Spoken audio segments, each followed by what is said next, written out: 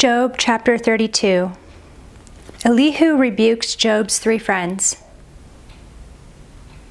So these three men ceased to answer Job because he was righteous in his own eyes. Then Elihu, the son of Barachel, the Buzite, of the family of Ram, burned with anger. He burned with anger at Job because he justified himself rather than God. He burned with anger also at Job's three friends, because they had found no answer, although they had declared Job to be in the wrong. Now Elihu had waited to speak to Job because they were older than he. And when Elihu saw that there was no answer in the mouth of these three men, he burned with anger. And Elihu, the son of Barachel the Buzite, answered and said, I am young in years, and you are aged. Therefore I was timid and afraid to declare my opinion to you. I said, Let days speak, and many years teach wisdom. But it is the spirit in man, the breath of the Almighty, that makes him understand. It is not the old who are wise, nor the aged who understand what is right. Therefore I say, listen to me. Let me also declare my opinion.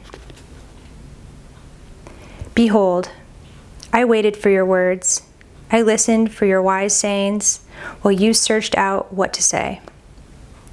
I gave you my attention, and behold, there was none among you who refuted Job or who answered his words.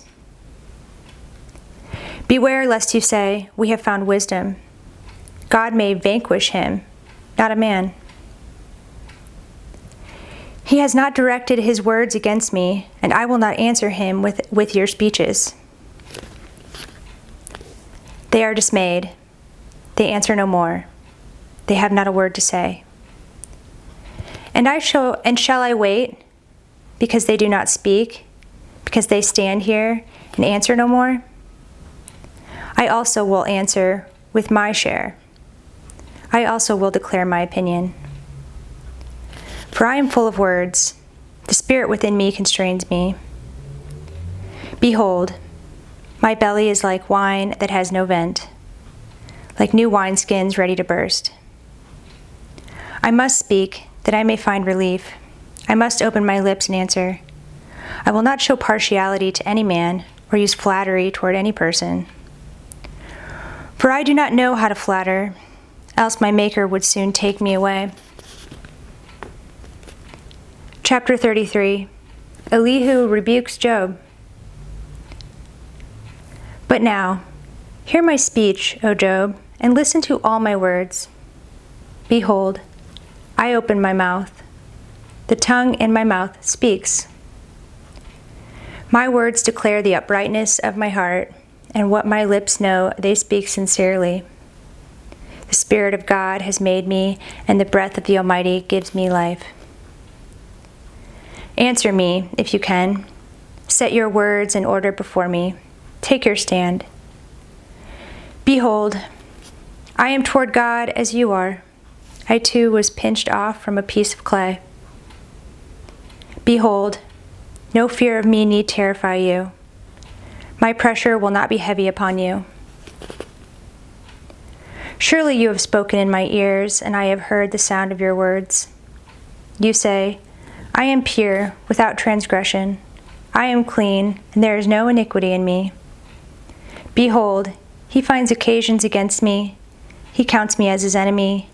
He puts my feet in the stocks and watches all my paths. Behold, in this you are not right. I will answer you, for God is greater than man. Why do you contend against him, saying, He will answer none of man's words? For God speaks in one way, and in two, though man does not perceive it. In a dream, in a vision of the night, when deep sleep falls on men, while they slumber on their beds, then he opens the ears of men and terrifies them with warnings, that he may turn man aside from his deed and conceal pride from a man. He keeps back his soul from the pit, his life from perishing by the sword. Man is also rebuked with pain on his bed, and with continual strife in his bones, so that his life loathes bread, and his appetite the choicest food. His flesh is so wasted away that it cannot be seen, and his bones that were not seen stick out. His soul draws near to the pit, and his life to those who bring death. If there be for him an angel, a mediator, one of the 1,000, to declare to man what is right for him, and he is merciful to him and says, "Deliver him from going down into the pit," I have found a ransom. Let his flesh become flesh with youth. Let him return to the days of his youthful vigor. Then man prays to God, and he accepts him. He sees his face with a shout of joy, and he restores to man his righteousness. He sings before men and says, "I sinned and perverted what was right, and it was not repaid to me. He has redeemed my soul from going down into the pit. My life shall look upon the light." Behold, God does all these things, twice, 3 times, with a man, to bring back his soul from the pit, that he may be lighted with the light of life. Pay attention, O Job. Listen to me. Be silent, and I will speak. If you have any words, answer me. Speak, for I desire to justify you. If not, listen to me. Be silent, and I will teach you wisdom. Chapter 34. Elihu asserts God's justice. Then Elihu answered and said, "Hear my words, you wise men, and give ear to me, you who know. For the ear tests words, and the palate tastes food. Let us choose what is right. Let us know among ourselves what is good. For Job has said, I am in the right, and God has taken away my right. In spite of my right, I am counted a liar. My wound is incurable, though I am without transgression. What man is like Job, who drinks up scoffing like water, who travels in company with evildoers and walks with wicked men? For he has said, it profits a man nothing that he should take delight in God.